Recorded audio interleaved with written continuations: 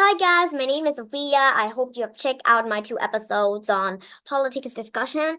We have one policy, one child policy. Oh my God, I messed it up. But anyway, one child policy and also limited liberty. That's two episodes I've just released. Okay, so I hope you check it out. But today, in a way, we have a reading challenge on the VOA. It's like a special report on by English. Okay, so actually, I'm gonna share this secret, but my mom used it to practice her listening when she was in university. And today I'm going to use it for a reading challenge with you guys. Check it out. I'm Sophia with the VOA Special English Education Court. Some American parents might think that children need better educations to compete with China and other countries, but how much do the parents themselves need to change? A new book called Battleheim of the Tiger Mother by Amy Chua has caused a debate about cultural differences in parenting. Ms. Chua is a professor at the Yale Law School in New Haven, Connecticut, and the mother of two daughters. She was raised in the American Midwest by immigrant Chinese parents. In the Chinese culture, the tiger represents strength and power. In her book, Ms. Chua writes about how she demanded excellence from her daughters. For example, she threatened to burn her daughter's stuffed animals, and last she played a piece of music perfectly. She would insult her daughters if they failed to meet her expectations. Miss Chua says she had a clear list of what her daughters, Sophia and Lucia, were not permitted to do. They could not attend a sleepover, have a playdate, watch TV or play computer games, be in a school play, or get any grade less than an A. Many people criticized Amy Chua. Some say her parenting methods are abusive. She even admits that her husband, who is not Chinese, sometimes objected to her parenting style.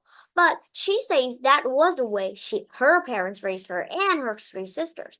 Miss Pearl makes fun of her own extreme style of parenting. She says she eased some of the pressure after her younger daughter rebelled and shouted, I hate my life. I hate you. Miss Troll says she decided to retreat when it seemed like there was a risk that she might lose her daughter. But she also says American parents often have low expectations on their children's abilities. She says, one of the biggest differences I see between Western and Chinese parents is that Chinese parents assume strength rather than fragility. Stacy DeVrove has written 4 books on parenting. She says the debate over Miss Troll's book has to do with 2 questions. What does it mean to be a successful parent, and what does it mean to be a successful child? Mr. Bruff says Amy Cho's parenting style is not limited to Chinese families. She says it represents a traditional way of parenting among migrants seeking a better future for their children. But she also sees a risk. When children have no time to be social or to follow their own interest, they might not develop other skills that they need to succeed in life. Stacy DeVlope advises parents to develop their own style of parenting and not just repeat the way they were raised. And that is the VOA Special English Education Report.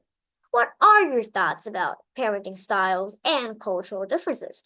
Tell us at voaspecialenglish.com or on Facebook at VOA Learning English. For VOA Special English, I'm Sophia. Okay, so basically, we have just succeeded in our reading challenge, and I just want to discuss a little more about Asian and American style of how they do their parenting stuff for their children. So I don't know a lot about this, because I'm not a parent yet, but did.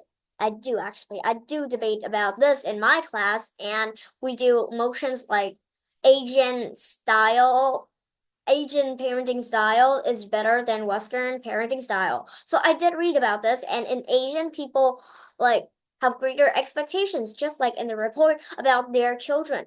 They have great expectations, like assuming their children knows lots of things about stuff they wanted. Maybe they do not care about their children's feelings as the Western parents, but they have a lot of expectations, and many parents force their children to do that. But I'm not negatively insulting these parenting ways.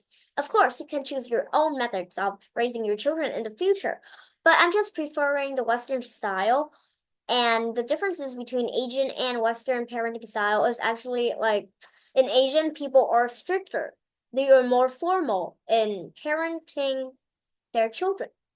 They have more stricter, more formal, more expectations on their parenting methods. While in the Western, they prefer to like care more about one's emotion and the studies more about how one's feel their liberty. Like in America, for example, like there are many and mandatory subjects. Students can take up almost like the subjects they wanted, and just some of them are forcible, but most of them are not.